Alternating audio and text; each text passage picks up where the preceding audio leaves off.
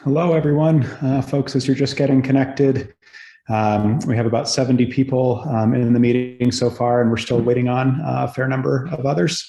So as some of you have noted, we do have this set up in webinar format because we have such a large turnout, which is a wonderful thing. So we have a little over a half dozen folks who will be speaking and presenting tonight, who you'll be seeing on screen. But if you're attending the meeting, your video is not on and your audio is not on by default, so you don't need to worry about being on screen right now. But in a minute, I will share some of the Zoom features that we're going to be using this evening that you'll need to know about in order to participate in the meeting.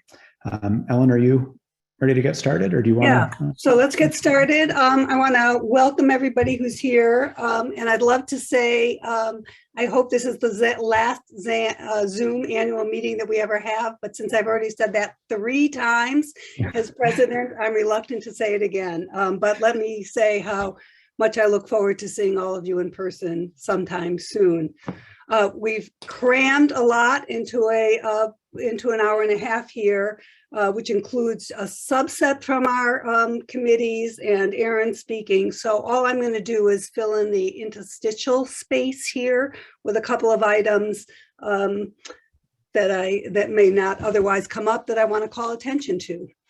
So the first is we're on the verge of completing a successful endowment campaign. We have just a few more I's to dot, T's to cross to make sure it's done. So you shouldn't expect to be hearing about the campaign much more.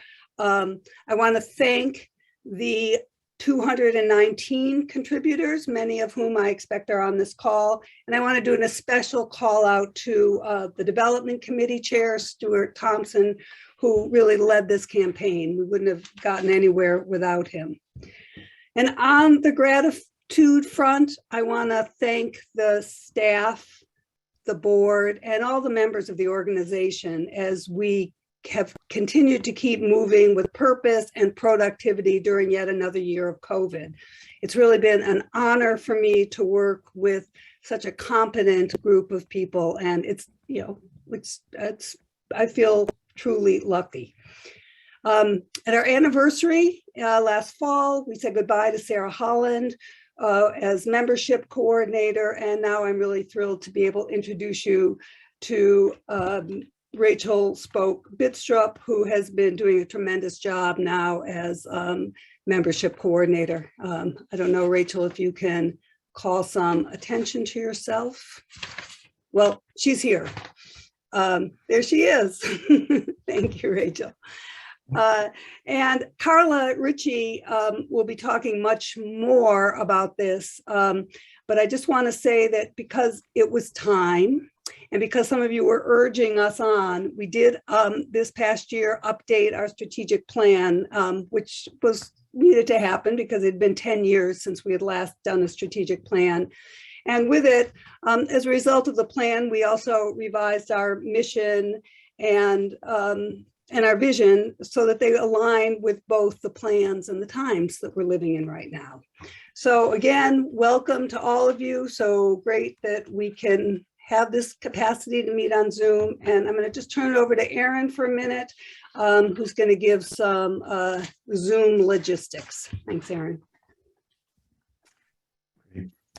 Thank you so much, Ellen. Appreciate that. And welcome everyone who has joined us tonight. I have to say, Ellen, I agree with you. I hope this is our last Zoom meeting, but one of the silver linings of Zoom is that Friends members and park lovers from anywhere can attend and join us, folks who couldn't otherwise join us on a Saturday in Augusta, Maine in April. And so the last time I counted, we had members in 42 US states and several countries.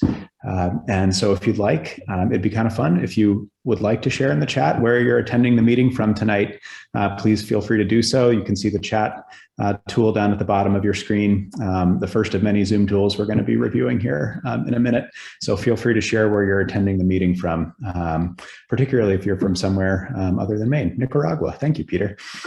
Lovely. So Thank you. I just want to thank everyone for taking the time to be here amidst all of the challenges in the world right now and amidst the challenges that many of us are facing in our lives. There really is a lot of power in just simply showing up for the things that we care about. And all of us are here because of the connection that we feel with Baxter State Park.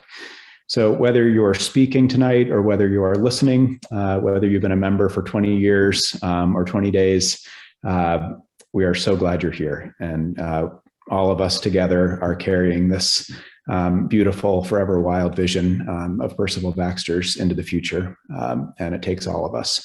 So we're so grateful you're here. So before we jump in, I did want to do a quick overview of Zoom tools. Many of us are old hands at Zoom by now, 2+ years into the pandemic, but want to review just to make sure everyone is able to participate this evening. So first, many of you, it looks like 32 at least of you, have already found the chat button at the bottom of your screen. That tool is very helpful if you're having any technical difficulties, if you have questions that you're not able to get answered another way, if you're having any difficulty whatsoever participating in the meeting, please let us know in the chat. Kathy Brown, our communications and outreach coordinator, is going to be monitoring the chat and helping folks out with any Zoom tech issues or any other issues that you have. So please use that tool if you need to. You'll also notice there's a dedicated Q&A tool at the bottom of your screen. And that is a tool for asking questions that you would like to have answered during the meeting. We're going to be hearing from a lot of different guest speakers, and that is a chance to ask a question that we will do our best to answer during the meeting. And we may not be able to answer it right away, for example, during someone's presentation, but we do have a few chunks of time set aside during the meeting when we are planning to address questions. And Kathy's going to help keep me on track with making sure we get all of our questions that have been asked answered to the best of our ability. We are carrying out 2 votes during the meeting. One on the minutes of last year's annual meeting and one on electing new board members. So once the chair calls for a motion, you can make or second a motion by typing it into the chat. And then once a vote has been called for, you will see a pop-up window on your screen giving you the opportunity to vote either yes or no. And according to our bylaws, as I mentioned in the emails leading up to the meeting, only current members of Friends can vote.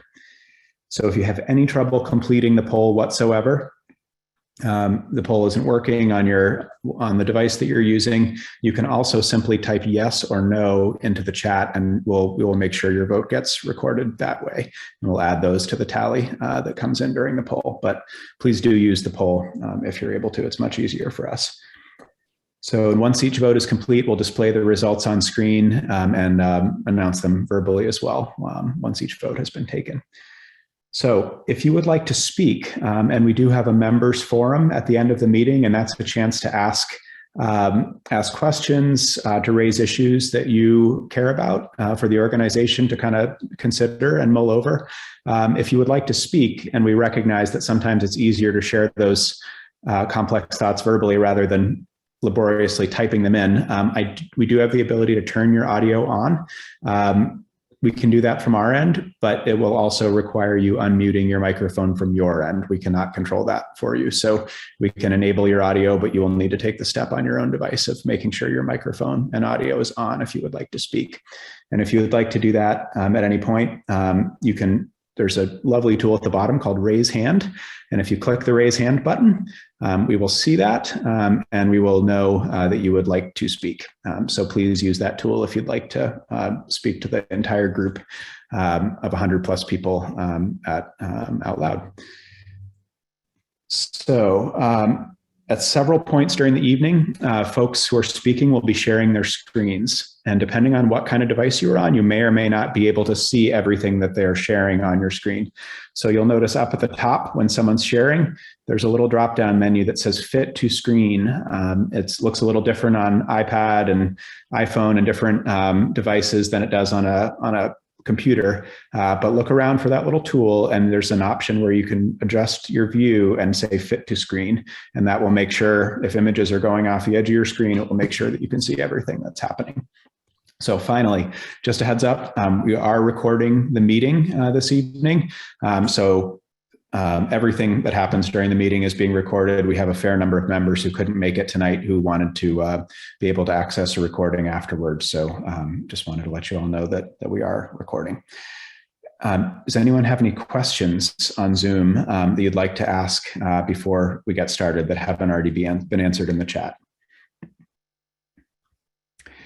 And just so we're all aware, this is webinar format, not meeting format. Everyone who is not a panelist and who is not speaking tonight is muted, and your video is off by default. I've seen that question come up a few times. Okay. All right, thanks, Ellen. I think that's it for Zoom tools. All right, so first item of business is to vote on the 2021 meeting minutes, which you all should have gotten at this point. And I wonder if I have a motion to approve those. And I guess we put the motion in the chat. Yeah. Okay, so Ron Davis, I saw your hand. Okay. Charlie Jacoby made a motion in the chat. All right. Peter, would you be willing to make your motion a second?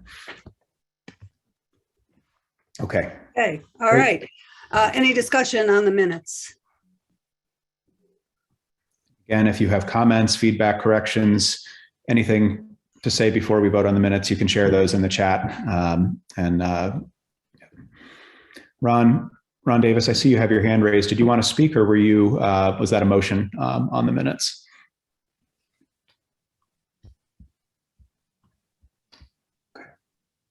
Okay. All right.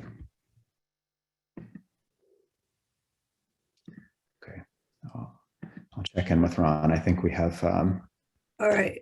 So why don't we, while you're checking in with Ron, why don't you're checking to see if you want something.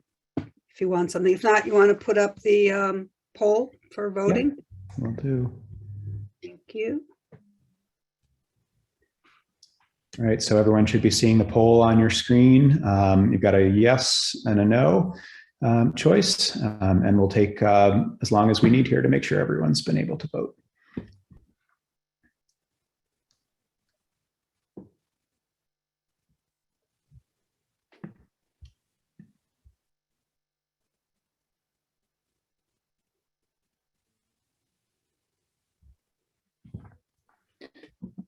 All right. If anyone has not been able to vote yet, would you please let us know in the chat so we can help you out?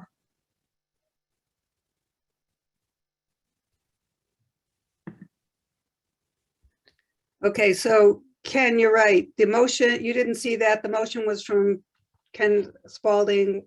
Okay, yeah, good. The motion was not, that wasn't seen by everybody. Good question, Ken. Okay, so in the chat, you do have the ability to send a message to either everyone in the meeting or just to host and panelists. And it looks like those two motions just went to the host and panelists. So the motion was made by Charlie Jacoby, and the second was by Peter Millard, Ken. Yeah, I guess for motions in the future, let's, looks like I had host and panelists on as well. Let's, if you just check the everyone box there in the chat, then everyone will see it. Okay. So Ellen, we had 80 votes in favor, 0 votes opposed in the polling tool, and no votes in the chat. So I think that's our total. Okay. All right. Thank you all so much. All right. So we're going to move on, and we're going to do committee reports. And this isn't all of our committees, but I thought these were the committees. We thought these were the committees that might be of greatest interest at this point, especially since I announced about what's going on with the endowment. So we have Finance Committee, Youth Programs. Turns out Ryan Lennon is at 12,000 feet somewhere in Colorado, Policy Committee, and Strategic Planning. And I'd like to go straight through those. Nate, are you here? I didn't see you. I believe he is, and let me get him pulled into speak as a panelist. All right, So so that'll take about 5 seconds. while Aaron's doing that, Carla, all right, there's Nate. So Nate, I'm gonna turn it over to you to talk, give a report on the Finance Committee. Okay. Can everybody hear and see me now? Yep, Yeah. I think so. Okay, great. Hi, everybody. I'll try to be very brief in my report. In your meeting packet, you'll find 4 documents that flesh out my overview comments. The first being the balance sheet as of December 31st, 2021, the budgeted and actual income and expenses in 2021, the set of pie charts of aggregate income and expense categories for 2021, the pie charts of aggregate budgeted income and expense categories for 2022, and a detailed breakdown of the 2022 operating budget. After learning from some substantial pandemic challenges in 2020, we again successfully navigated an abnormal year in 2021. Due to less program activity for the second year in a row, our expenses were lower than budgeted, and so was our income. At the same time, our staff worked hard across the year to grow our endowment through a large-scale capital campaign, as Ellen and Aaron have discussed. I'd like to highlight a few specific points from the financial documents in a brief discussion here. First, the balance sheet as of December 31st, 2021 shows a very large increase in total assets over the year. This was an increase of more than 30% compared to the end of year 2020. Second, our total assets increased because of a successful capital campaign. That was quite clear.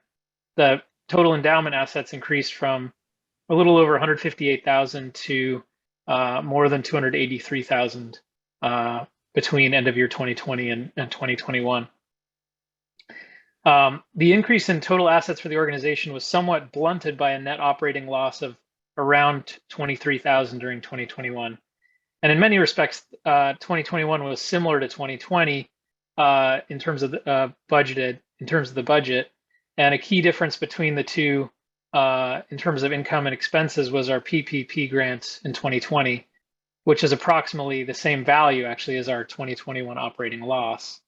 We also fell short of non-endowment fundraising targets in grants and restricted and unrestricted contributions to the operating budget.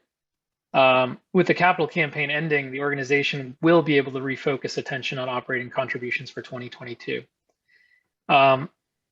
Lastly, I want to point you to our adopted 2022 budget, which details our expectations for the coming year, or for 2022. The budget was again constructed largely based on our pre-pandemic planning goals.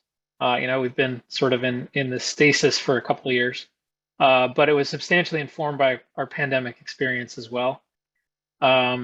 As happened last year, we're prepared to amend our plans and budget if pandemic realities or restrictions require. And that's it. That's all I have for my report. Thanks.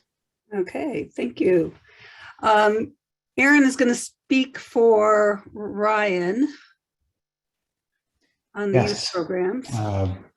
I am. So I'd like to, give an update from our youth programs committee.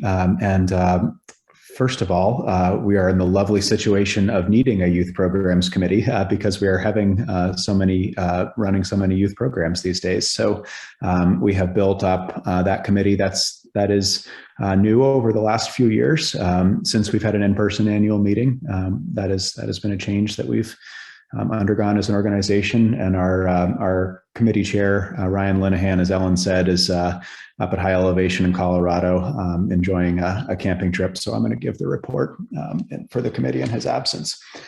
So as Nate mentioned during his discussion of our finances, we have been running programs in pandemic modified mode for over 2 years now. Really 3 seasons, since most of our youth programs are seasonal and happen during the summer. Our Maine Youth Wilderness Leadership Program, which many of you are familiar with. We've been running that program since 2009. I'm very happy to report that that program is a go for this summer. We canceled that program in the first year of the pandemic in summer 2020, but we were able to run it successfully last summer in 2021. And we had already accepted 10 applicants in 2020 when the pandemic unfolded. So we let those 10 individuals defer for a year to the following summer and used our same applicant pool and ran the program successfully and safely with 0 COVID cases last summer. And we are on track to run the program again safely this summer. So I want to say a huge thank you to our partner, the Chewonki Foundation, who's been working with us on the Maine Youth Wilderness Leadership Program since its inception. And we would not be able to run that program so successfully during the pandemic without the support of their health center and medical advisors that they have as part of their organization. That has really made all the difference to us being able to run the program safely and well during the pandemic. So huge thanks to Chewonki.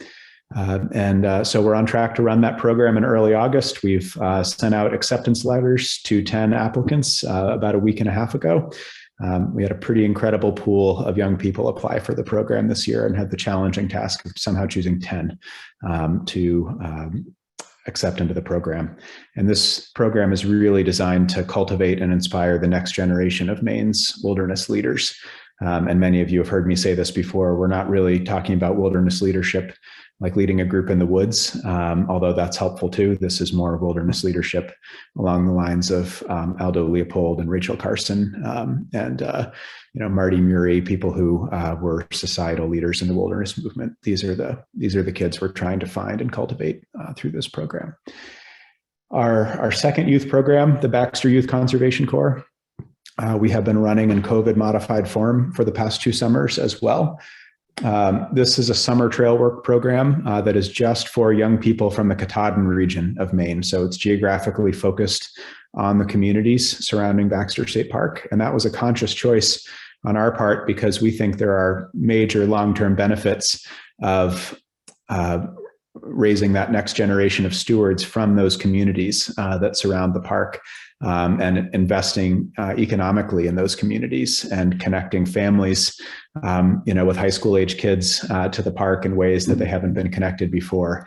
We're already seeing our alumni take permanent positions on the park staff and move into job as trail staff, permanent trail staff with the park and getting ranger positions. So the program is already helping to inspire young people to go into work in conservation and to, in some cases, to help work for the park directly. So that program we launched in 2017. We expanded it by 300% over the next 3 years. We essentially tripled it in size between 2017 and 2019, and then the pandemic hit, and we've been in modified mode for the past 2 summers. So we've been running something called the Baxter Youth Conservation Fellows program. So these are older high school students, more of a college internship type model. And that has been so successful that we're planning to make that a permanent part of the program going forward, even after we return to trail work. So we are still dealing with a large amount of uncertainty for this season, and we're still working on determining whether we're going with Plan A or Plan B, whether we're going back to trail work this summer or whether we'll be going in modified form. We have a few more pieces of information we need before making that decision over the next week. So stay tuned on that one. But the Baxter Youth Conservation Corps at this point has donated over 5,000 hours of trail work to the park and invested over $100,000 in payroll in communities of the Katahdin region, often directly into the hands and wallets of young people in the community who really need the work and need the experience. So we're very enthused about that program and excited about what we can achieve going forward. So that's what I had for an update, Ellen. If anyone has any questions as we're going through committee reports, you can pose them at any time in the Q&A, and we'll tackle them when we come up for air for questions a little later. So please let me know if you have any questions. Okay, thank you, Aaron. I'm going to turn it over now to to Carla Ritchie, and Carla headed up our strategic planning subcommittee beautifully. She headed it up. Thank you, Ellen. Good evening, everyone. I'm very happy to be here. And as Ellen said earlier, we approved a new strategic plan at the March board meeting. This was really a major focus of work for us throughout the fall and the winter, and really important work as well. We started by partnering with Lynn Hempen from Gary Friedman and Associates, and through their the work that we did with them, the board members completed a very comprehensive online survey where we were able to share our thoughts around the Friends of Baxter State Park, around our strengths, our opportunities, where we had improvements, what things that we wanted to start, stop, and keep doing, and what makes us different from other organizations among some other topics. And after the results of the survey were compiled for us by Lynn, we did a full day board retreat in November where Lynn guided us through various discussions around the survey results. We also talked about where Friends began, where we are and where we want to go, because we have changed a lot. The world has changed a lot, and since Friends was, started over 20 years ago now. So, and then with Lynn's help, we were able to synthesize all of that information into a new vision statement, a mission statement, and a strategic plan. And I was going to read them, but since I'm having technical difficulties, I'm on my phone. So, Erin, are you able to post that? Yeah, that's great. Okay, thank you. So people, there's our new vision and mission statements and our strategic priorities. So after we finished with Lynn in November, we went through a series of revisions and feedback with the board, and we now have a solid plan to guide us to 2025. We wanted to make sure that we had a plan that resonated with our vision and mission statements and energizes the board to execute the plan. And we also want to present to you all a plan that you're eager to support as well. We're now working through a dashboard, which is a tool that we'll use to hold us accountable to the plan. And I want to send a big thanks to Lynn and the board members for their time and commitment to this process. And we have the full plan is on our website. So I encourage you all to visit our website, read through the plan, and we would love to hear your thoughts and feedback. Okay. Thank you, Carla.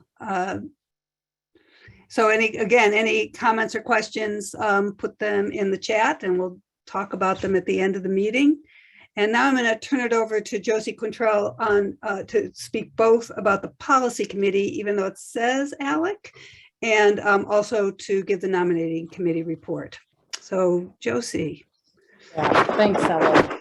Good evening. And no, I'm not Alec Giffen, but I can chair the policy committee with Alec. And so I'm going to give the report.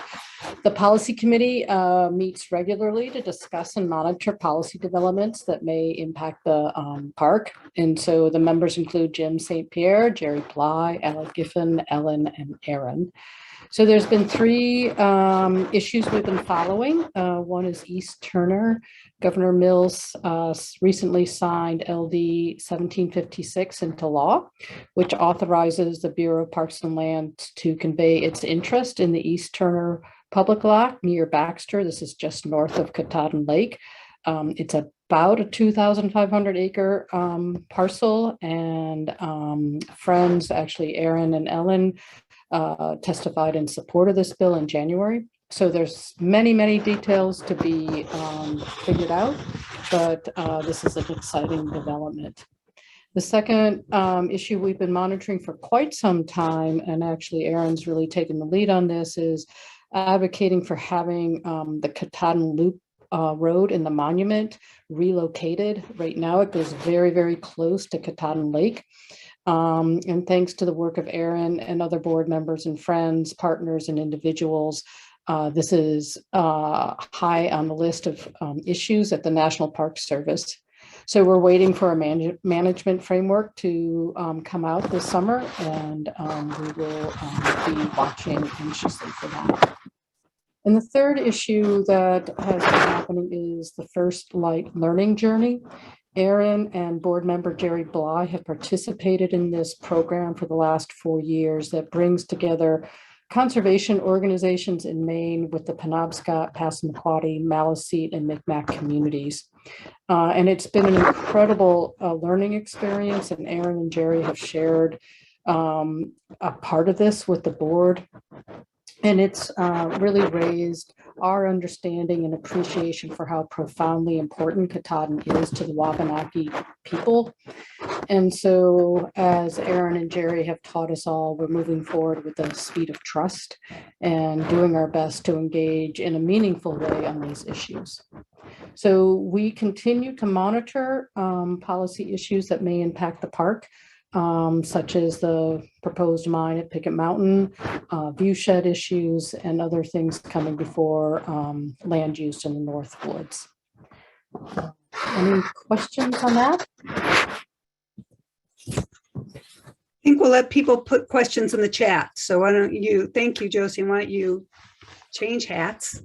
Change hats. Now I'm talking to you as the chair of the nominating committee. And I'm really pleased to say we have a great slate for proposed board members for this coming year. And Aaron, do you have a slide of that, or should I just read it out? It was in your packet, but I'm happy to just read it if we don't. Yeah, so everyone who was registered for the meeting as of, I think, 9 o'clock this morning, when I sent a confirmation email, received the packet for the meeting that had bios for all of the nominees and the full slate of nominees.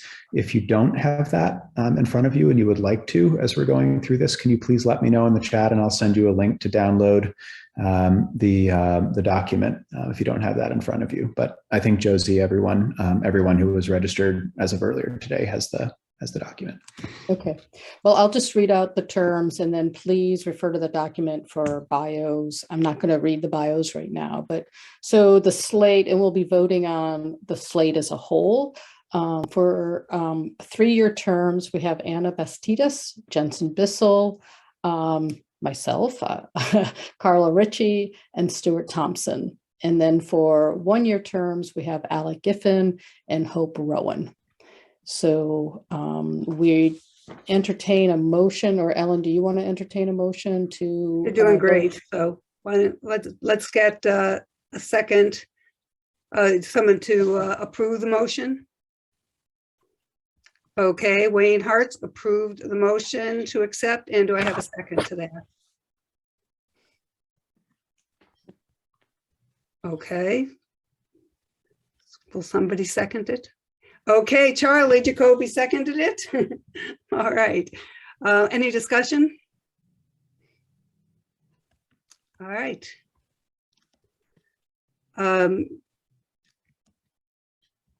So I see the chat is asking people for packets. I don't know if that's. Yep, 2 folks I'm working on sending packets to. I'm going to make sure they have those materials for just a sec, and then I'll launch the poll. Or maybe, I guess we can. Aaron, while you're doing this, it's a good time I can say thank you for our incredible board members who are stepping off. So while Aaron's sending you the package, I want to say a big thank you to Jim Rock, who's been on the board since 2014. And he's just has an amazing passion and deep knowledge of the park. And one of my first memories of Jim was he hosted a board retreat at his Camp Phoenix, which is just outside of the boundaries of the park. And that is actually where the board came up with the idea for the Baxter Youth Conservation Commission. But he's always just had a lot of sage advice about the financial interest in the park and the organizational growth. He's just been a wonderful, upbeat, steady influence on the board. And just thank you, Jim. And we're really going to miss you. And as a small token, this will be coming to you in the mail. And the other two board members that are stepping off are Kim Bailey Shaw. She headed up our youth committee for several years, including helping Aaron guide us through that transition from regular operations to COVID, which really, as you all know, was not easy. And yet her enthusiasm and guidance really helped kind of shape what was turned out to be a rather successful endeavor. And then Brian Threckhold was also an amazing person, brought his excellent communication skills and just amazing outdoor skills to the board. And we really benefited from his input, particularly once again, as we transitioned into COVID during 2020. So thank you all. We really appreciate your service. And so that's it. So Aaron, Yeah, I think the two folks who were looking for the packet, I sent those emails 3 or 4 minutes ago now. So I think I want to be clear, Brian and Kim are getting appreciation too. So I didn't want to. Nice. It's a beautiful photo, Josie. Those are great. So I think everyone has the packet who has expressed a need for it. I didn't see any discussion about the motion in the chat. So I think we can move on to the vote. I think we can. So, all those in favor? Actually, no, I take it back. Sorry about this. Yeah, Aaron's going we have tech tools. I'm pretending I'm at a regular meeting. All right. All right, so everyone, so you should see the poll on your screen now, and you can vote yes or no. And then once we're done, I'll share the results with everyone.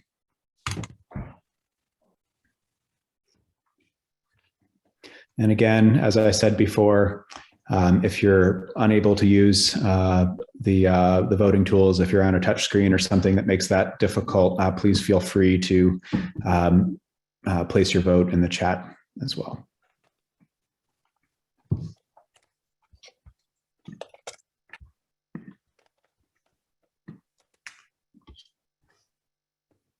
Okay. So I think the voting has tapered off. Is anyone having trouble voting? You can raise your hand and we can help you, or you can type your vote yes or no into the chat if you'd like. Okay. I think I'm going to end the poll then. I don't see anyone raising their hand or expressing difficult. One more vote just came in. We'll give it another few seconds. Folks are still working on it. Again, please raise your hand if you're having any tech issues and we can help you out. All right, I think the dust has settled. I'm going to end the poll and I'm going to show you the results on screen.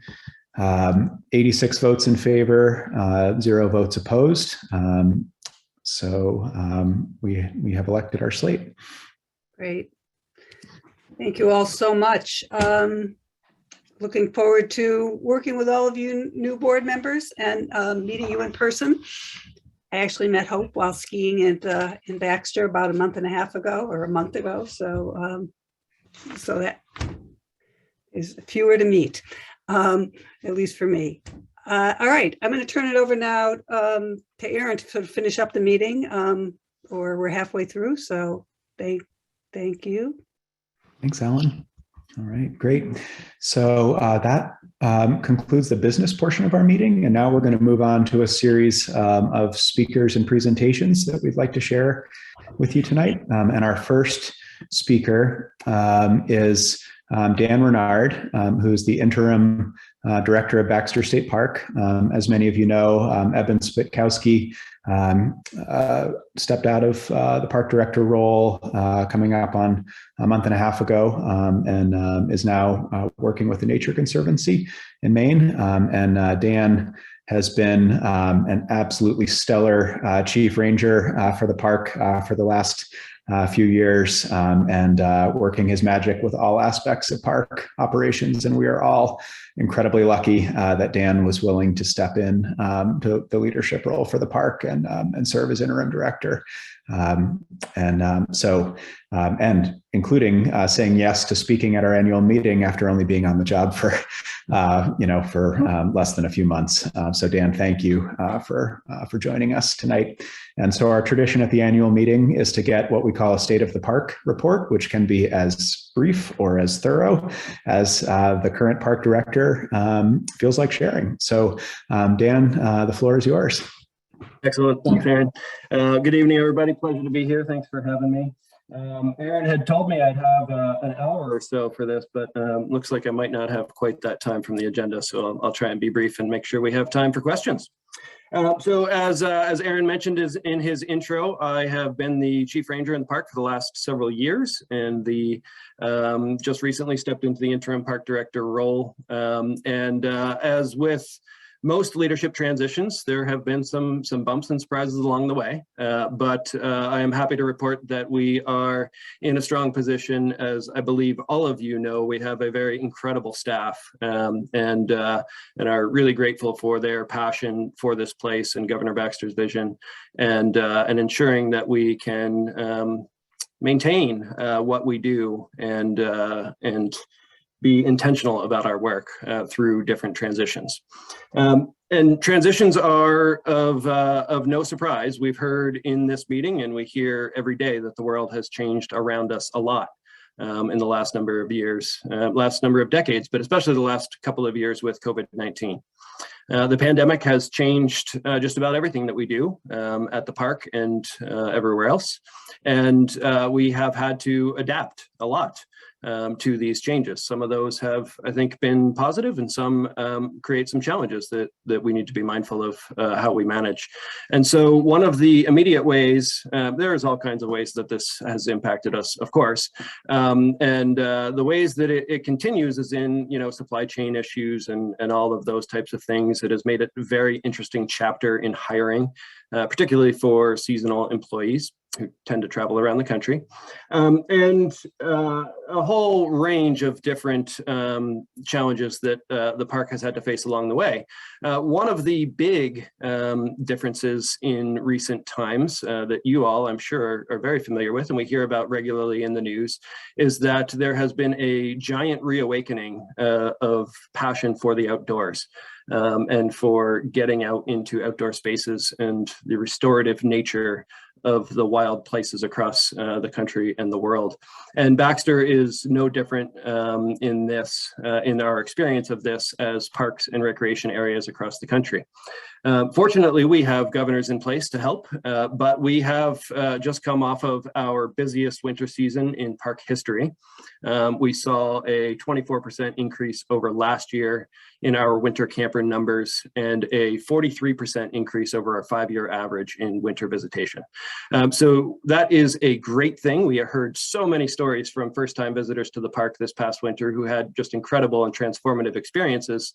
And so we're thrilled about that, but it also brings the potential for challenges and reminds us that we must strive to constantly maintain the fragile balance between wilderness protection and preservation and recreation access.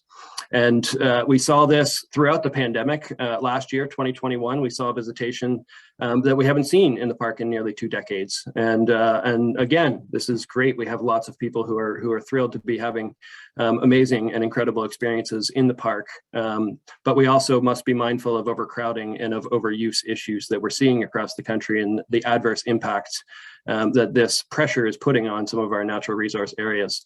And so this is something that we're especially mindful of as we look ahead into the next year. We see all the indications of another busy season ahead. We saw just a few days ago record bookings of day use parking reservations from Maine residents when that opened on April 1st. And camping reservations, as many of you know, we have a 4-month rolling reservation system and are currently booking early August, which is very competitive. I looked at some stats just yesterday, and in a 1-hour period on a peak day, we had over 1,500 phone calls to our reservations office for folks looking for making camping reservations.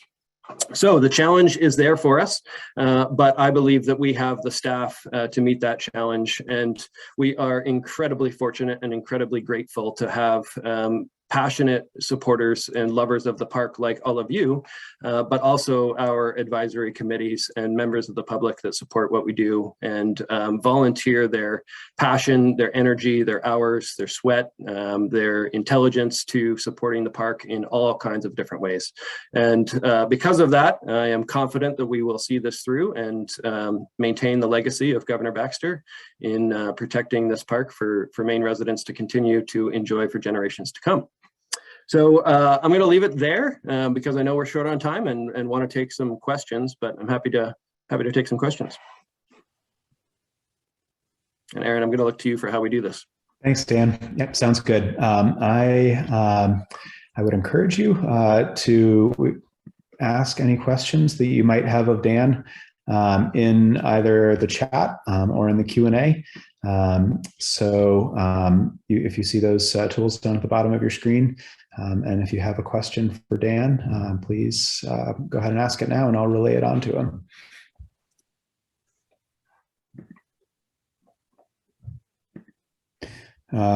Question update on Katahdin Lake camps. I think the last 5 or 6 annual meetings we've had, that question has come up. So,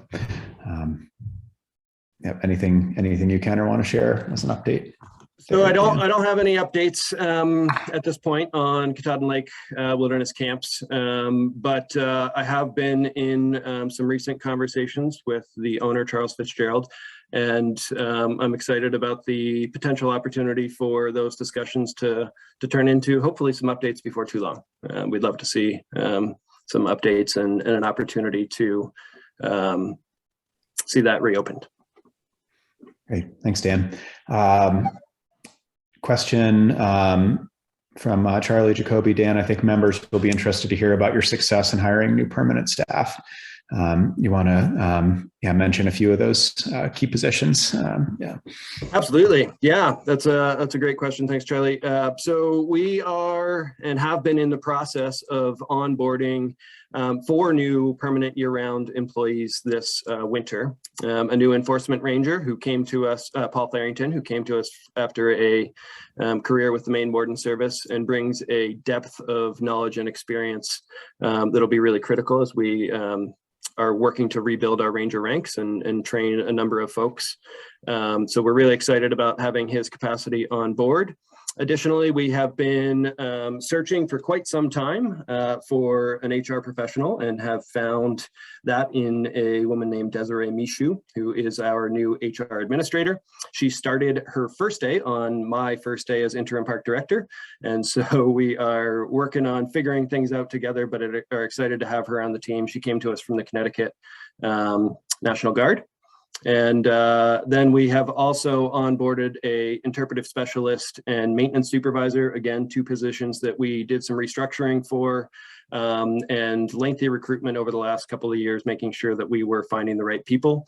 So interpretive special Crystal Tomes and maintenance supervisor Keith Waymeyer have both joined the team and are hitting the ground running and doing a great job. So we're really excited about that.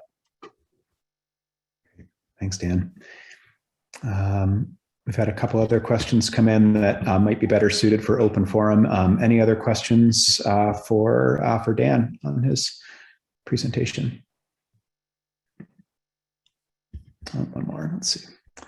All right, I'm just going to read this one to you, Dan. Over my decades of visiting the park, Baxter has had many outstanding public-facing rangers. Kim at Katahdin Stream last season was fantastic in her knowledge, communication skills, and passions for the donor's intent. What are you doing to retain seasonal staff like Kim?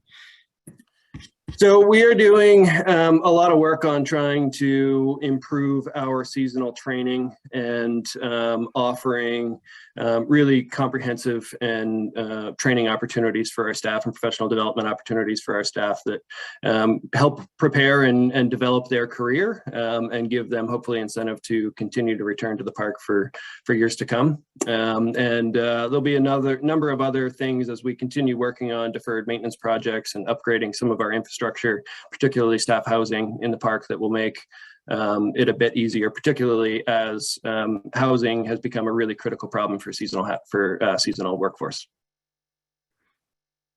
Thanks, Dan. Question from Carla. Richie, Dan, is the park limiting day use parking in any way this summer? We have returned our day use capacities to our pre-COVID normal levels. Mm-hmm. Thanks. All right, any other questions for Dan? Dan, thank you so much, and we look, we look forward to, starting off the summer season here, and best of luck as you gear up for the busy summer ahead. Thanks for everything you're doing to support the park. Thanks so much. Yeah, all right. Take good care. Thanks. So the next part of our meeting, thank you, Wayne. Totally agreed. Great work. Just pass that along to you, Dan. So the next part of our meeting, we're going to be shifting gears a little bit to a panel discussion that we've put together on scientific research in the park. And I know that many of us, skimming through the list of names here, I know there are many of you on this call have a scientific background, interests, expertise, interest in that aspect of the park. So we thought it would be interesting to put together a panel. And so tonight we have joining us Don Hudson and Justin Schlauen, and I'm going to work on getting them moved into the meeting here, and we'll get started. So hi, Justin. Hi, Don. So for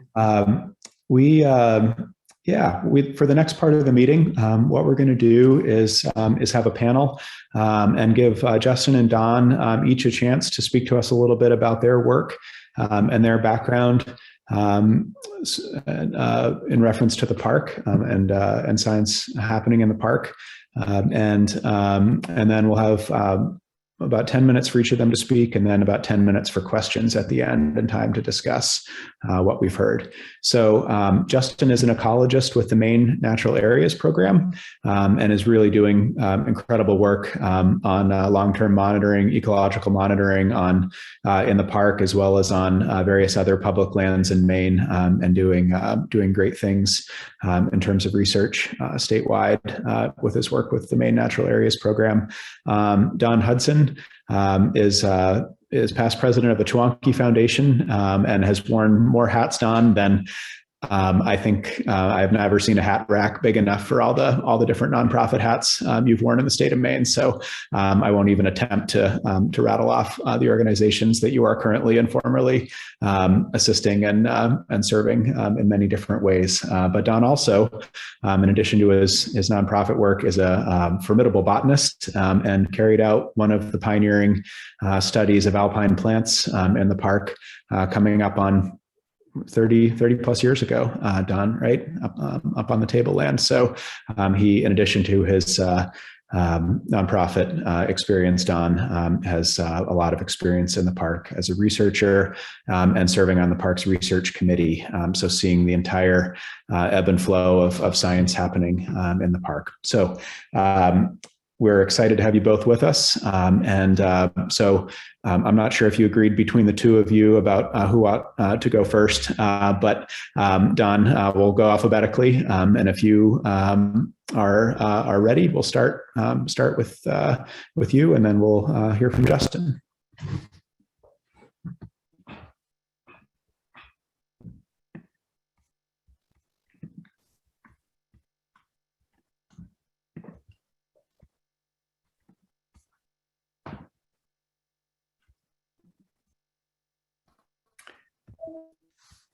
Okay, here, if I can overcome my technological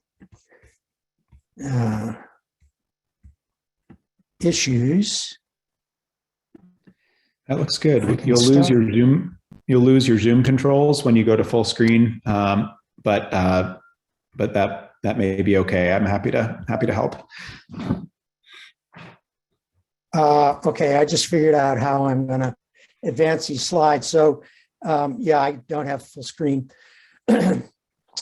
When Aaron, when you and Ellen asked us to participate, the first thing you asked was, why does long-term monitoring matter and what do we learn from it? And I think I remember telling you that what immediately came to my mind was water and habitat restoration. If you look back more than a century to the opening of the 20th century, cities like Manhattan were described as islands surrounded by sewers. And it took about a half a century for people to get organized, gathering information, sampling, collecting an argument, and finally passing the Federal Water Pollution Control Act in 1948, which turned out to be pretty much a toothless tiger.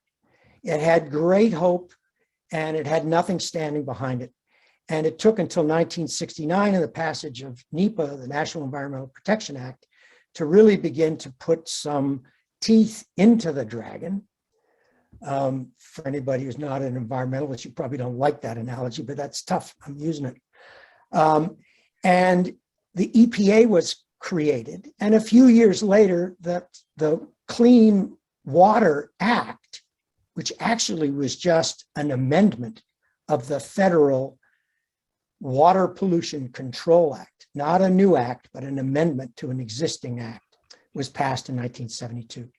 And that's really when we began to see clearer water and an opportunity for habitat to be restored. And if you fast forward from that image of Manhattan 125 years ago, this is what you get. Millions and millions of alewives able to swim up our rivers in Maine. And all of that could not have happened had people not gathered data, took measurements, made arguments with those data, and convinced the powers to be to put a framework around cleaning water in this country. And the work continues. In this image, you'll see, if you look very carefully at Feeney's thumb, you'll see the scale of a fish.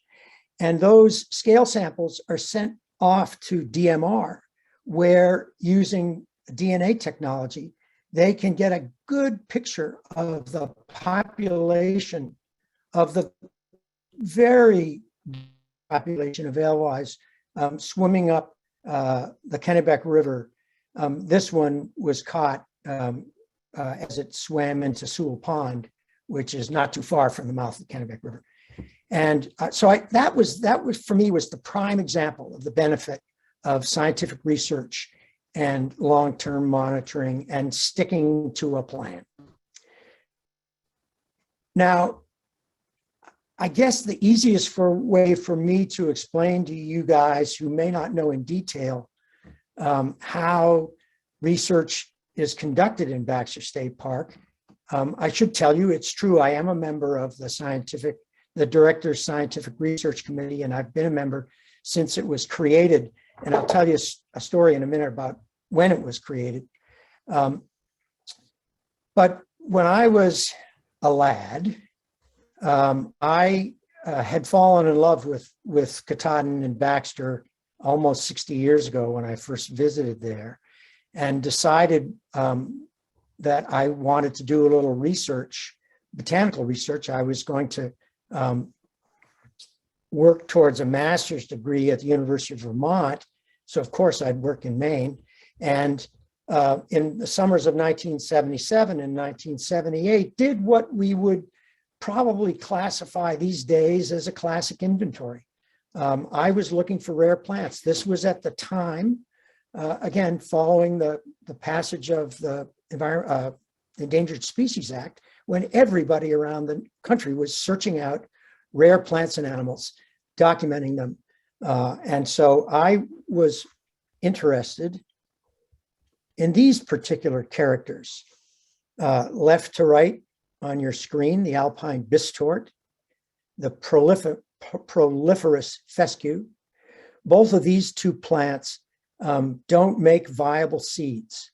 They reproduce by making vegetative propagules, and those drop off onto the wet medium in which they grow, and they grow a new plant. No exchange of genes there. And the last is the alpine bittercress, which hasn't been seen for a very long time. We saw it, Dave Barrington and I found it in 1977. It hadn't been seen since 1899 when we found it.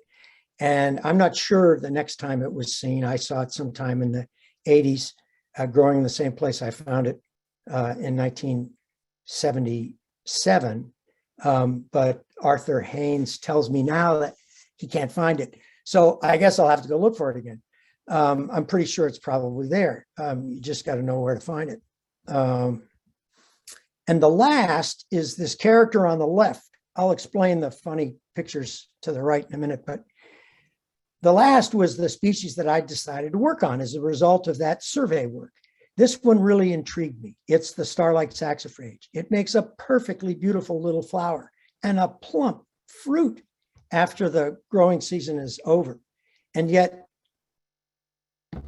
it seems to propagate only by those little bunches of leaves that you see below that fruit, that two-parted fruit. You'll see just a few millimeters down some leafy bulbils, and those drop off into the medium and grow again. So I decided to investigate this character, and they didn't have any anatomy courses in the botany department at UVM when I was there. By 1977, they'd already lost anatomy. Can you believe it?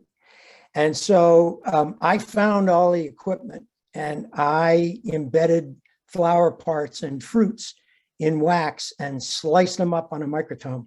And those other images, what you get. And when I did that, the greenish image in the bottom, I discovered that the chromosomes in the ovule, in that cell that would become a seed if it could be fertilized, they never finish the first, they never finish meiosis. They don't finish their proper reproductive cell division. The pollen, on the other hand, does finish meiosis, and then all the pollen dies. And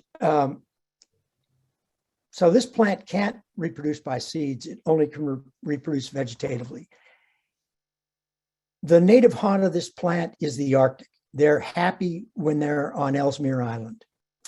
And so I've often wondered how they have survived for as long as they have. And I'm not going to tell you how long the top of Katahdin has been free of ice, because I didn't do the research, and it's not up to me to spill the beans. But the beans will be spilled within this year, and we'll all know that the top of Katahdin is older than, has been free of ice for a longer period than we might have suspected. And these plants have probably been there for that time, more than 5,000 years for sure. Now, so I finished that work, and then a friend of mine, Hank Tyler, asked me if I would finish up a study that a fellow by the name of Charlie Cogbill started, surveying old growth forest, subalpine forest, and alpine areas for the critical areas program in Baxter. So Hank hired me. I finished that report with the help of 3 students. We had fun. I'm not going to tell you where this picture was taken, but you can guess in the chat, and we'll see who's right. And then getting a little bit closer to the present and the research that Aaron alluded to, in 1988, a group of people, and I know one of them who ran the project is on this meeting. So good evening, Dick. Proposed to release caribou in Baxter State Park. And the proposal came before the advisory. And I was an ad hoc member of the Baxter State Advisory Committee at the time. And they knew I was a botanist. And they all knew that caribou eat plants. So they turned to me and said, Don, what's going to happen if the caribou get to the top of the mountain? And I said, well, they're going to eat the plants. And well, what'll happen? And I said, well, we really won't know what the impact is because we don't have a good picture of the plant communities on the top of the mountain. We know what's there. We know all the species, and we have a pretty good sense of how they sort themselves out, but we don't have a good map. We don't have a good in-depth description. And so Charlie and I proposed to lay out 16 permanent transects, which we did, 50 meters long, and we sampled every square meter along that transect and essentially described the alpine vegetation for the mountain. And it was the first time that it was described at that level. And that was that. And Jensen Bissell, who's also on this call, will remember over the years, I have said to him and others, geez, we ought to get back up there and do that again. And geez, we ought to get up there and do that again. And finally, last year, a young woman by the name of Andrea Terrell proposed a project to the advisory committee. And her project included sampling vegetation on the top of Katahdin. And so I suggested that maybe what she could do was go back to some of the transects that Charlie and I had set up. And she agreed. And Eben reviewed the recommendations of the committee and provided the necessary permits for her to do that work. And I went up and helped her. And we successfully found, 32 years after Charlie and I laid them out in June and July of 1989, we found 5, which was all we were looking for last summer. We found 5. And Andrea and her team resampled those.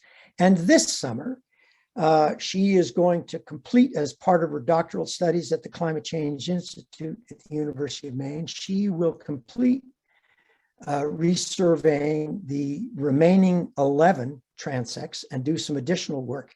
And we will have at that point enough data to do a really good comparison to see what happens on the top of a mountain over 33 years with the not only the threat of climate change looming, it's already here. And are there some things that we can already measure? And you might put that, I might offer a suggestion, but I'm not going to tell you now. You can put a question in the Q&A. And I should comment on the leftmost picture. Ellen didn't want me to use this picture, but Ellen, I really had to because it illustrates a point. 32 years after doing that work with Charlie, I could have hovered over Andrea's shoulder saying, you sure that's 5% cover of blueberries? You sure? Don't you think there might be a little bit more? I decided that if this was going to be a fair comparison, I was either going to have to do all the work myself again, or I was going to have to let Andrea sample those transects. And if she was going to sample eventually all 16, the same person needed to apply their same approach to gathering that data.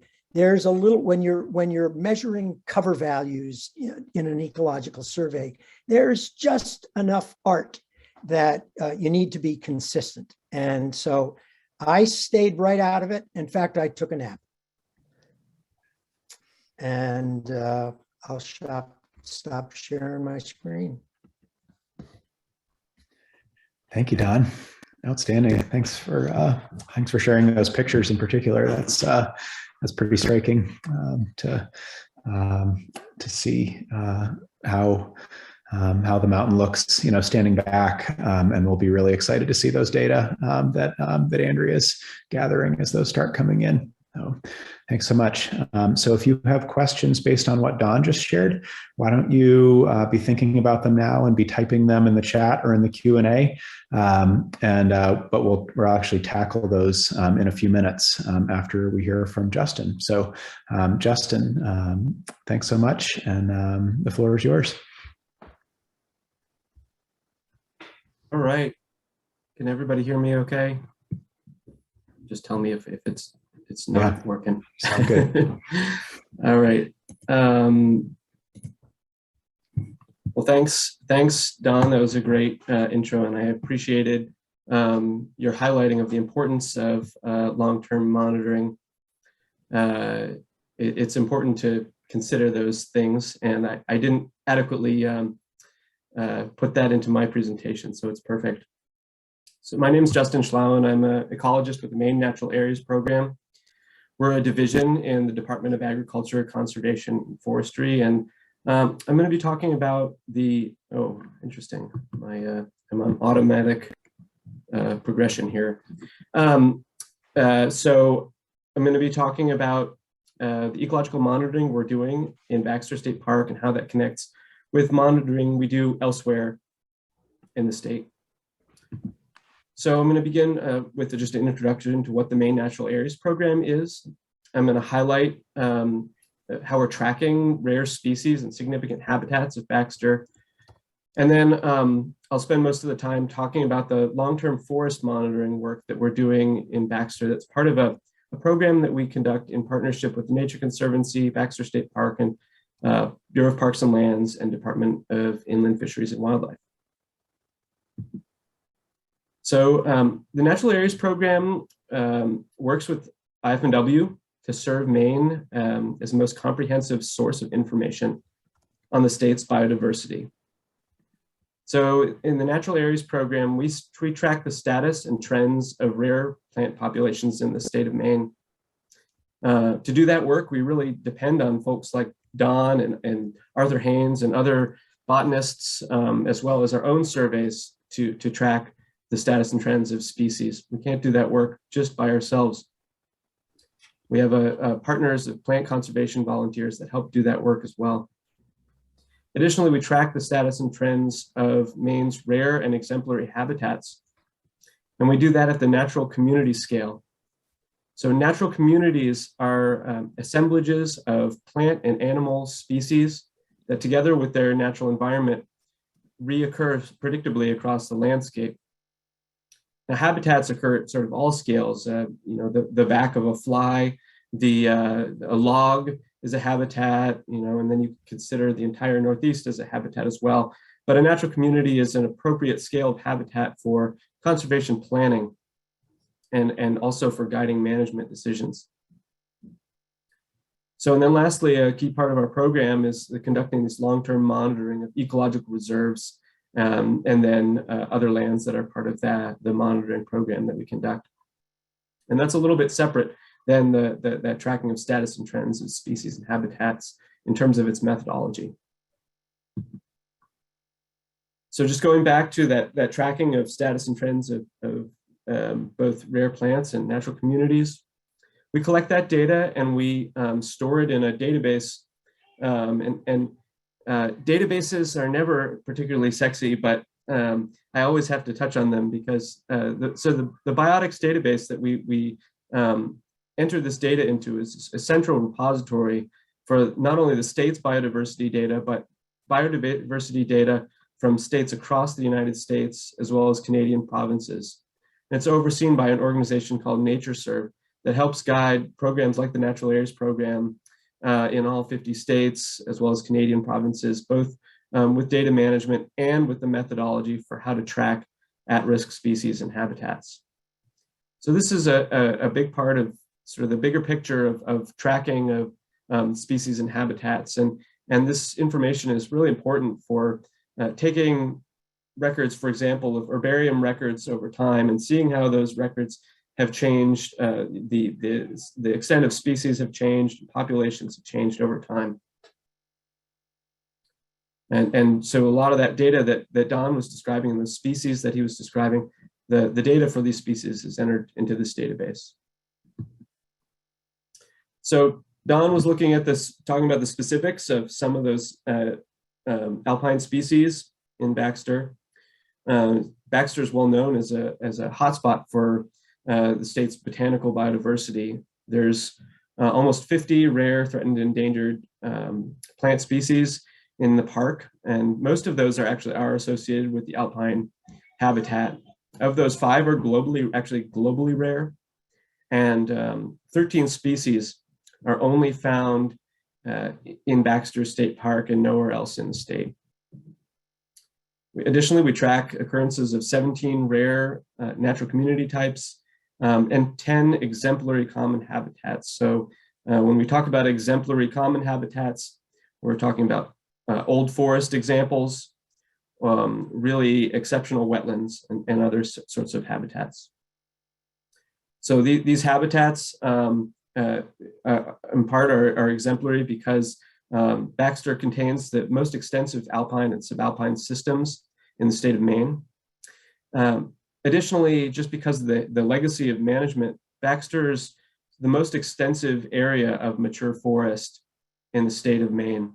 And so there's a number of areas of really high quality old forest that occur in the park. There's also a number of rare fire response forest types like red pine forest that occur in the park. So moving on to the sort of the second half of this talk and sort of the more data-driven monitoring that we're doing. I'm going to talk about the long-term forest monitoring that we do at Baxter State Park, and which is part of a program that's also conducted on lands managed by the Bureau of Parks and Lands, Department of Inland Fisheries and Wildlife, and in partnership with the Nature Conservancy. And like Don, I wanted to highlight the importance a little bit of this long-term monitoring work. Long-term forest monitoring and long-term monitoring in general are identified as a key strategy in the Maine Won't Wait plan of the Climate Action Council. And so this long-term monitoring we're doing really helps us assess trends and help guide decision-making moving forward.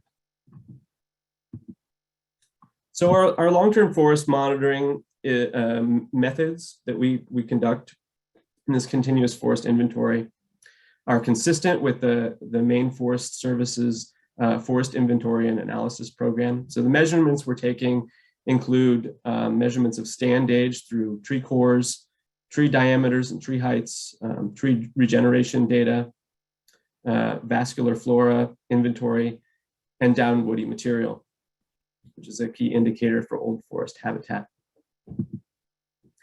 Now, the monitoring program began actually at Baxter State Park only in 2015, but we began this monitoring work at the Bureau of Parks and Lands Ecological Reserves beginning in 2002. So in 2018, we worked in partnership with the Nature Conservancy and the University of Maine to produce the first report of results from this long-term monitoring work.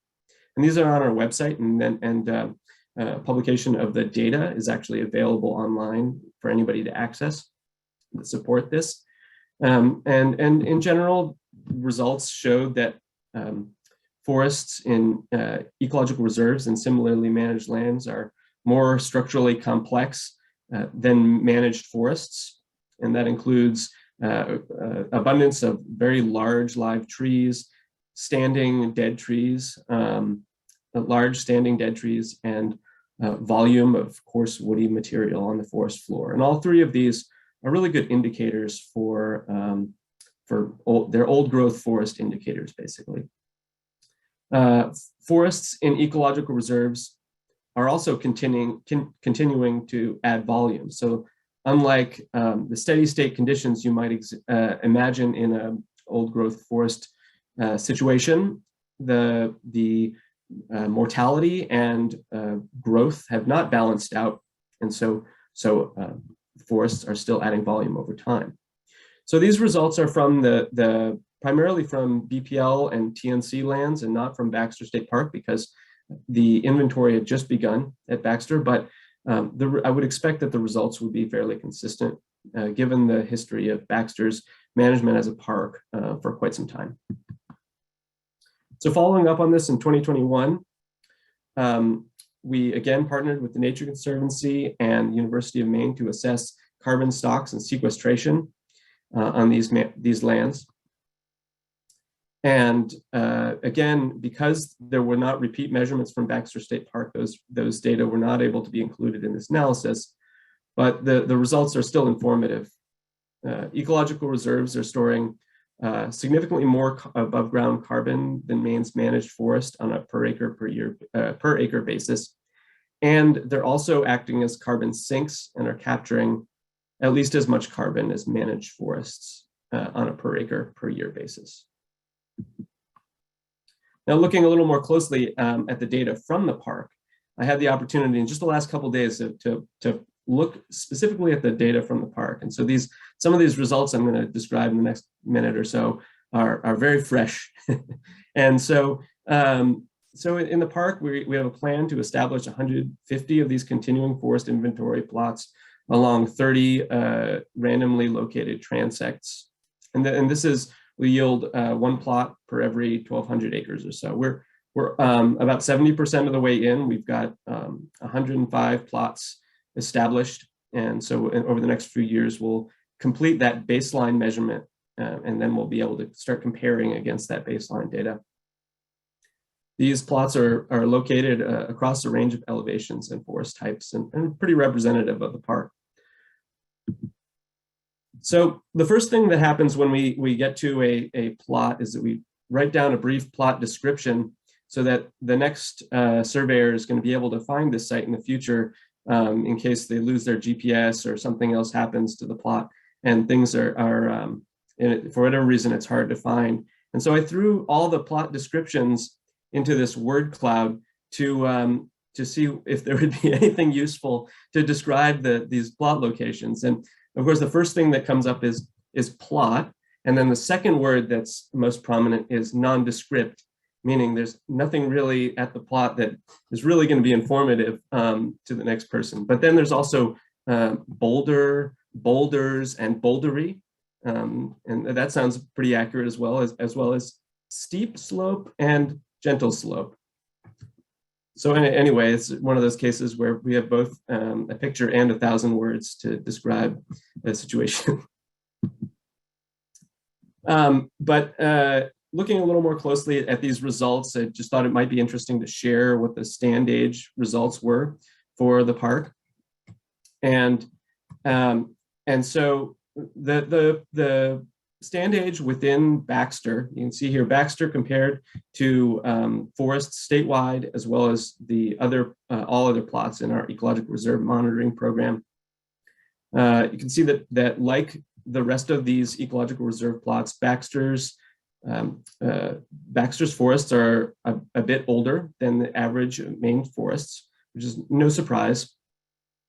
And that the stand age is really reflecting the different periods of the history of the park, which includes periods of the fires from the late 1900s or late 1800s, early 1900s, and as well as more recently, some of these stand ages are resulting from that. And then as well, the stands in 80 to 100 years old a lot of these are originating at the sort of when the park was founded. And then the last thing we'll just briefly look at from these results is sort of the species composition from these plots, where we can see here are the 12 most common tree species that we've captured in the plots. And red spruce is the most common mature tree, over 5 inches in diameter in these plots in the park, which I think is pretty accurate to represent the park in general, followed by balsam fir, but there's much stronger recruitment of balsam fir in the understory. In general, the tree regeneration is pretty similar to the mature trees in the canopy. So there's nothing indicating a climate change impact necessarily to forests in the park at this time.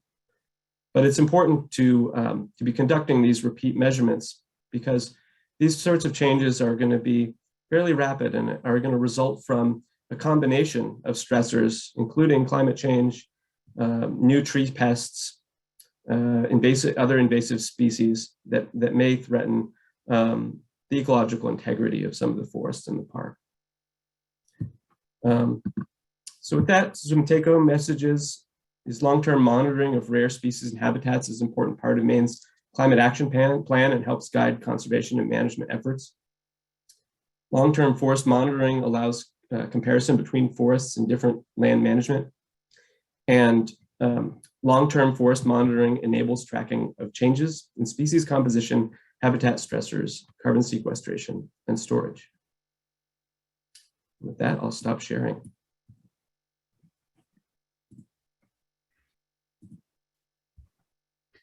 Great. Thanks so much, Justin. That was excellent. And we have a question coming in already, but folks who are mulling over questions in your mind for either Don or Justin, you can, while we tackle this first question, you can be thinking about those and typing those into the chat or the Q&A feature. So the first question is for Justin.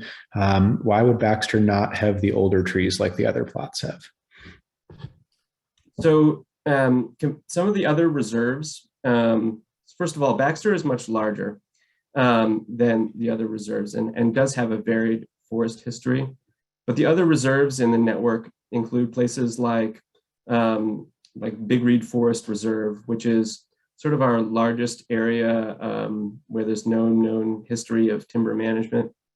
So those plots are part of the Ecological Reserve Network, as well as places like Giro Island or the Wasaticook. There's just some areas that are part of the reserve network that are known old forest locations, and because the plots there are a little bit more, they're more dense in those areas. They represent those areas a little more closely, whereas there are old forest areas of the park, but by and large, the stand age is not quite as old as those other places.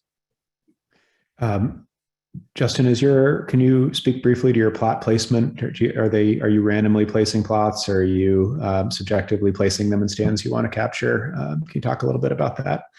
Yeah, so the plots are randomly located. Well, they're arrayed along a transect, which is randomly located. And then the transect orientation is perpendicular to slope. And that's consistent across establishment in all the reserves. But again, the only sort of factor that makes some of the comparison challenging is really the plot density that varies between the different reserves.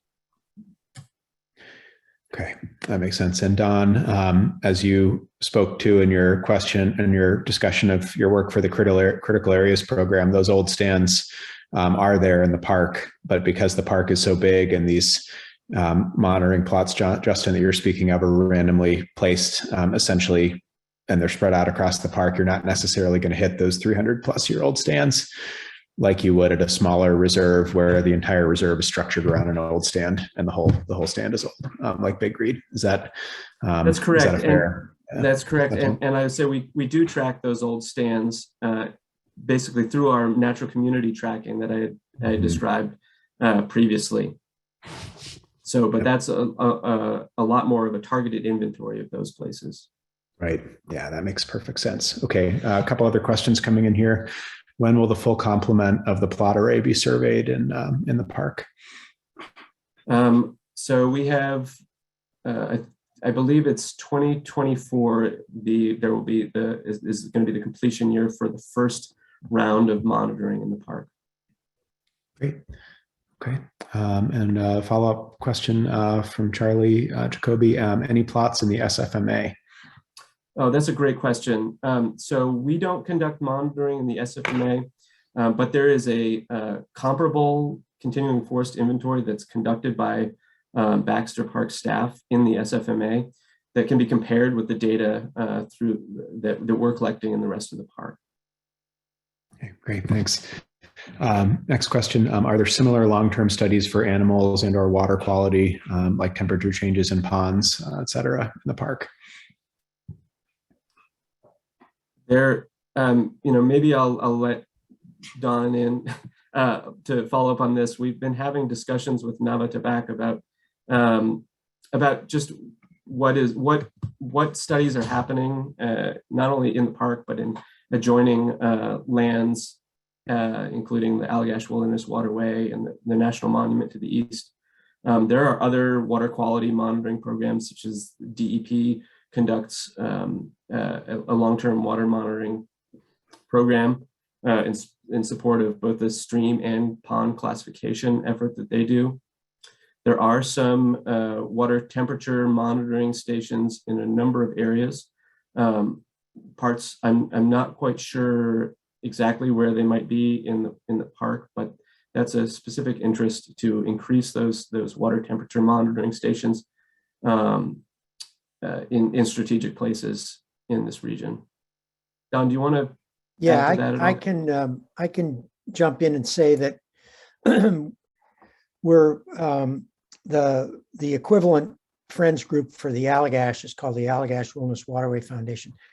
The Allagash Wilderness Waterway Foundation, the Friends of Katahdin Woods Waters, the Friends of Baxter, and all of the various agency folks involved with these public lands are sort of comparing notes, seeing what people are monitoring, what aspects of the environment, and it's becoming pretty clear to us that a significant gap is sort of consistent stream water monitoring across the whole stretch of public land from just south of Allagash, the village of Allagash, all the way to Medway.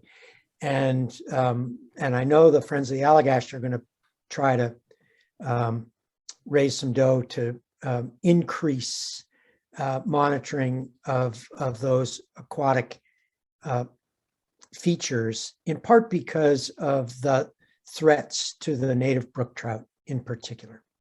And by the way, Aaron, there was a question that Alec Giffen asked about caribou on the top of the mountain. Yeah. So Do you want to tackle that one now? Yeah, sure. I'll just say that anybody who's been north to the top of to the Chickshawks where caribou live, or further north in Labrador and northern Quebec, will know that when caribou are on the ground in numbers, they eat everything but the rocks. And the plants survive, but they're they're just little bits and pieces of green between the rocks. And that was what concerned people in 1988, that if caribou reestablished themselves, they'd eat the plants, of course. The last caribou was killed on Katahdin in 1911, I think. I found a shell casing on Howe Peak, by the way. I still have it. I don't know if that was the shell from the bullet that killed the last caribou, but that's what I tell myself. And the vegetation at the top of the mountain is luxurious. The depth of lichens is you can't match it anywhere north because nobody's eaten it.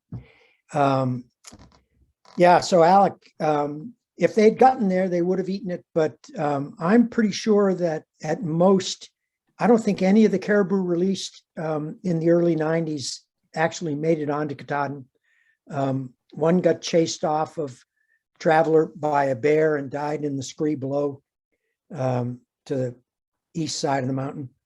But the caribou never reestablished in the park, obviously. Thanks, Don. I have a question for both of you guys. So looking ahead at the climate change future that we are all facing, and as you know, Maine Public is doing a series on climate change and its impacts around the state this year. And as I'm getting ready to talk to them this summer, I've got this, the park there's this vulnerability, to alpine plants in particular. So a lot of the community types in the park are considered among the most vulnerable to climate change, alpine ecosystems in particular. But at the same time, the park is this huge, ecologically intact, highly resilient in a lot of ways landscape. So balancing that sense of vulnerability and the ways in which the park is vulnerable with its ability to be highly resilient and a refuge for a lot of species that are moving up or moving north. So I'm trying to reconcile that in my own mind and in the ways in which the park is both vulnerable and resilient in the face of what's coming. So how do you see that question? Based on both of your own work in the park? Well, I actually think that the alpine the alpine will likely change, but at the edges. I think we'll already see in the 32 and 33 years, re-sampling of the sites that we had on the tableland that Andrea is doing. I think she'll be able to document that the Krumholtz has encroached a little.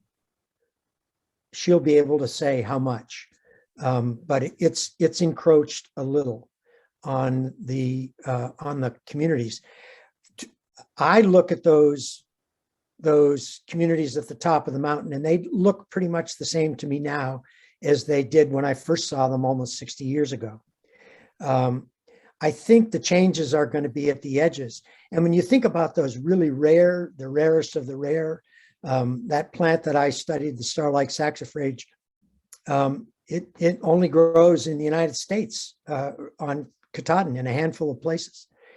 And it's been there for a wicked long time, perhaps as long as 80,000 years. And so, the picture that I took of the picture I showed you of the alpine bittercress, that was actually taken, I should have confessed at the time, that was actually taken on Baffin Island at the foot of a glacier outside of Pangatum. And so if there were glaciers, these plants would have been hugging the face of those glaciers in the same way that they hug the faces of the glaciers on Baffin Island. So I actually think that the rarest of the rare, the really Arctic ones that are so well adapted to really cold water coming out of springs on the side of the mountain and that sort of thing, not everybody's going to see them. But if I could live long enough, I'd say you'll see them in 100 years. It would probably take thousands and thousands of years, I think, for the top of Katahdin to turn into Mount Mitchell. A mile tall mountain with forest on the top. That isn't happening anytime soon, I don't think. Katahdin is such an exposed mountain. The winds still control so much of what happens, what lives on top of that mountain, and particularly the wind in the winter controls where things grow and how well they can grow. So I'm an eternal optimist, and I'm thinking we're going to lose a little alpine vegetation to Krumholtz, and that'll be it. Thanks, Don.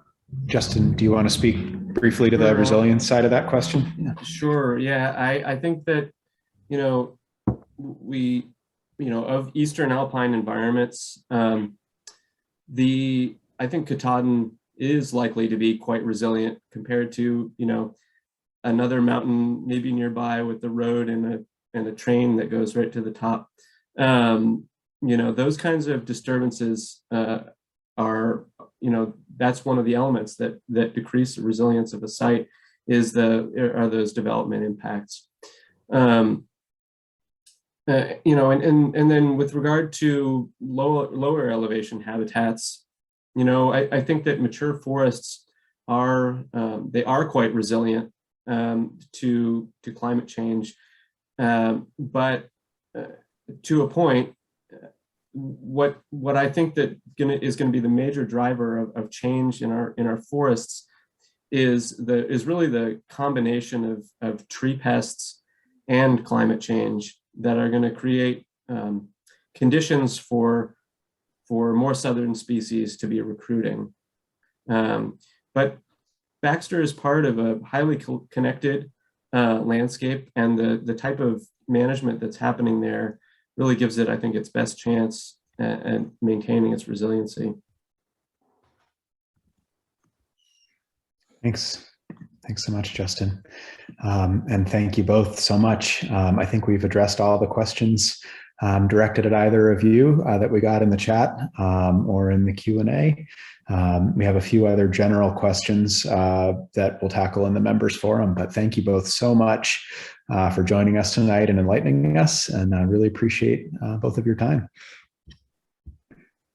And on the off chance, if you're able to stick around for 5 more minutes, on the off chance that we get another question in the members forum, some of those may be directed at you. So stay close.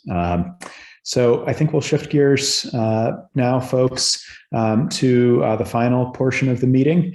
I was slated to give some program updates and then open up the floor to a members forum. I have actually given already during other parts of the meeting all of the updates that I need to. So we will shift gears directly into the members forum. But if there's something you didn't hear covered tonight that you would like to hear about, that you can send my way, please feel free to pose that question during the forum. But we actually have 3 questions that came in earlier in the meeting that I'd like to address now and answer for those folks. So the first question was, the campaign to create the Baxter Forever endowment was kicked off in 2021. As a contributor, I was curious of what was the final tally from the campaign, and did you meet your goal? So great question, Jeff, thank you. And the answer to that is that we are incredibly close to meeting our goal. As Ellen said, we had 219 folks contribute to the campaign, and between gifts and pledges, we are at 96% of our goal as of tonight. So we're just about $240,000 toward a $250,000 goal. So we're really close. We have a few conversations ongoing that we're going to work on winding down over the next few weeks, and we're hopeful that that we will end up meeting our goal here over the next few weeks. Hopefully that answers your question, Jeff, and thank you, everyone. I know many of those 219 people who contributed to the campaign are on the call tonight, and thank you, each and every one of you, for your support. Those gifts are going to be supporting our work for generations to come and supporting the park for generations. So thank you. Next question was from Dennis Broad. Any plans for new backcountry tent or lean-to sites in the center of the park based on the old logging campsites along the branches of the Wasatacook Stream network? Just a thought, really. Great question, Dennis. So someone from the park would be far better than I to speak to this, but I think the best answer that I can give is that the park is, most recent park management plan was updated in 2012. And the park is in the early stages of a process to update its management plan. And those are the types of decisions that often get tackled during the management planning process. And the park does not expand trail networks or campsite density, in the park without giving pretty careful thought to it. So can't answer it in any definite way for you, Dennis, but my guess is that that'll be tackled as part of the management planning process over the coming year. I think, I'm not sure if Dan's still with us, so he could likely give a better answer than I, but that's the best answer I think I can give for now. And then question from Robin Norris, is this year's reservation, are the reservations busier than last year? So excellent question. Ellen, you were with me at the Park Authority meeting last week, and what I remember Dan saying is that there has been an uptick in reservations, and I do not remember the exact percent that reservations are up. I know this was the park's busiest winter on record, the winter that just finished, so I think it's a clear yes for winter reservations, Robin, and I think it's a likely yes on summer as well, but I don't remember the exact number from the Park Authority meeting. Ellen, do you have any clear recollection? I'm not going to remember. No, yeah, but okay. But Dan also spoke to it when he was speaking here a few minutes ago. Mm-hmm. So whether he was comparing it to last, but it's going to be busier because more spaces are open than were open last year. Yeah. Right. Okay. And a question from Christopher. Will this recording be available on the Friends website at some point? And the answer to that is yes. We have been recording. It is actually stored in the cloud through Zoom. So about an hour after the meeting ends, I'll get an email from them with the link and a login password that I can share. And we will happy to share that in the near term, next day or two, if anyone wants to see it right off. But we will work on downloading it and posting the meeting on our YouTube channel. So it'll be available to the public at some point in the next few days once we're able to do that. Okay. So I think that's all the questions I see in the Q&A. Let me take a skim through the chat. Let's see what we have here. Justin, are you still in a place where you can easily hop back on? I have a question for you. Are you currently doing any work up above Green Falls? I remember reading some of Don Hudson's work about an old growth stand of red spruce. If you've done work there, I'm wondering what sort of ages you've found. And with red spruce being so shade tolerant in Vermont, I found 6-inch trees up to 100 years old. Any of your plots up there on that plateau above Green Falls? I'd have to search my geography. That's not near Wasatacook Lake, is it? That's like up on the plateau behind Fort and Mullen Mountain up in there. There's Okay. a piece of high country that kind of drains down off there into Green Falls. Right. Yep. Well, we don't have any plots in that sort of in a old forest area in that area. I'd have to look again to see exactly where. We do have some in that general area of Mullen Mountain. But I'll just say, one of the things that it's important that forest ecologists will appreciate that I say is that just because we have a tree core from a tree measured 1.4 meters above the ground, where we've read, a certain number of rings, that we really actually don't know how old that tree is. And, a red spruce can live for 100 years or more, and, only get to be 1.4 meters tall. So, our stand ages are a little bit, you take them with what we get. So, yeah.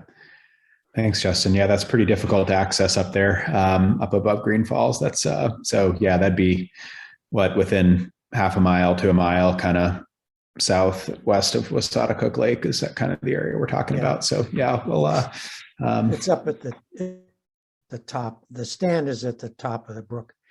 The oldest red spruce that Charlie and I found was on the western slope of North Turner, near the top of Turner Brook. All of that land was burned, but there's a bowl at the top of the brook, and a cluster of huge boulders were protecting some red spruces. And we just took a core from the sort of typical tree in the stand, and Charlie took it home, and he called me up at work and said, "Don, I got to send this to Dartmouth."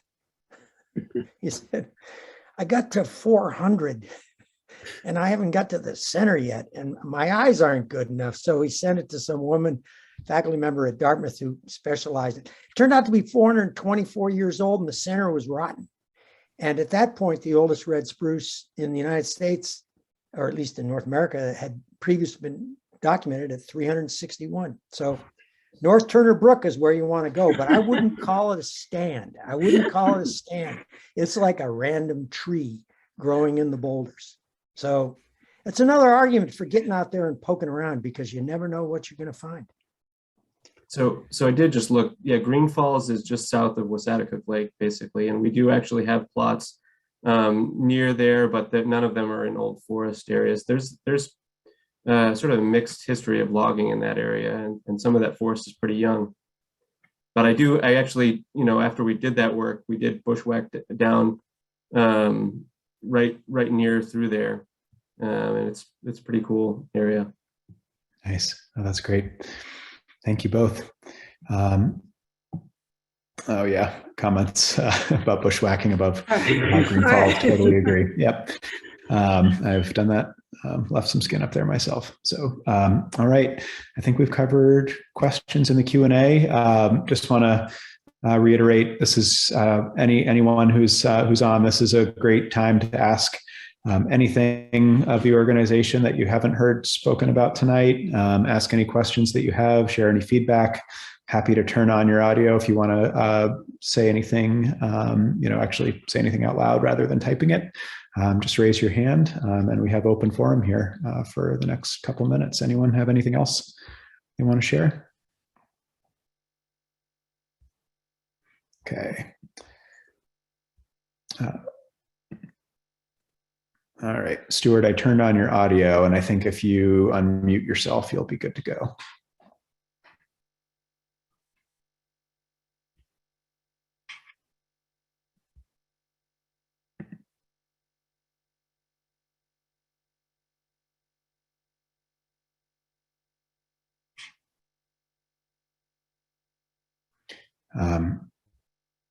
Okay, sorry, Stuart, not hearing you yet. I'll send you he said he didn't intend to raise his. Oh, okay. All right. Sorry about that then. Okay. All right. Great. All right. We're all set then. Okay. Thanks. So anyone else have anything they'd like to share during open forum? If not, Ellen, I think, one more question.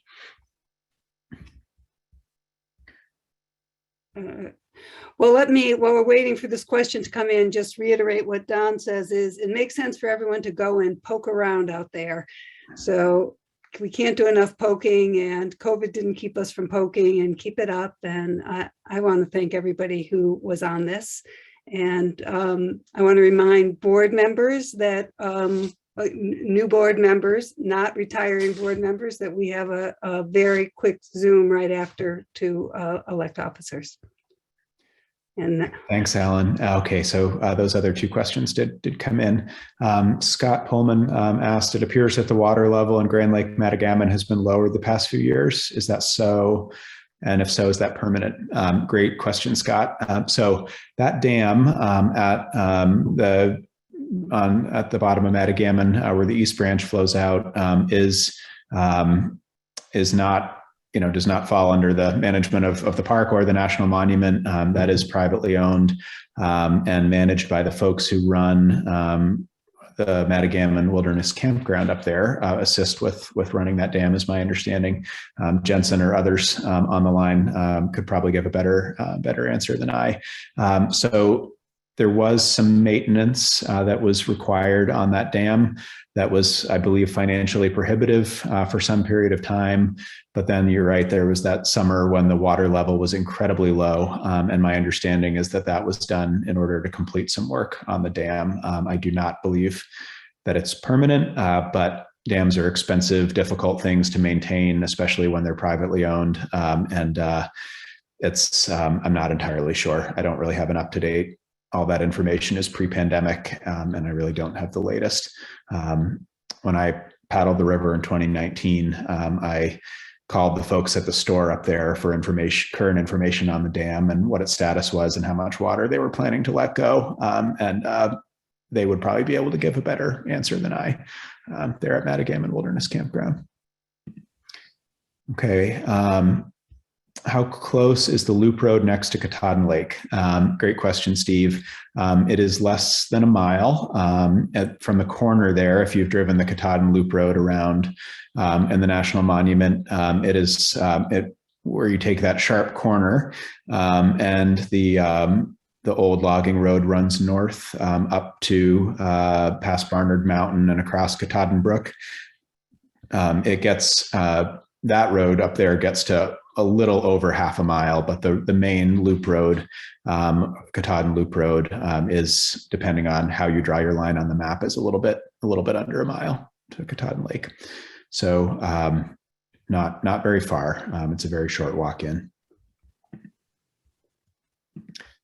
Did that answer your question okay, Steve?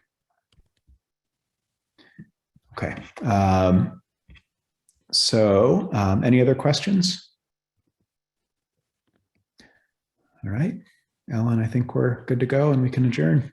Okay, so I think we can just adjourn. We don't have to, do we have to have a motion to adjourn? No, we don't. Yeah. All right, so thank you all. And I'll see you in the park. I'll see you someplace else. And maybe we'll see you in person at next year's meeting.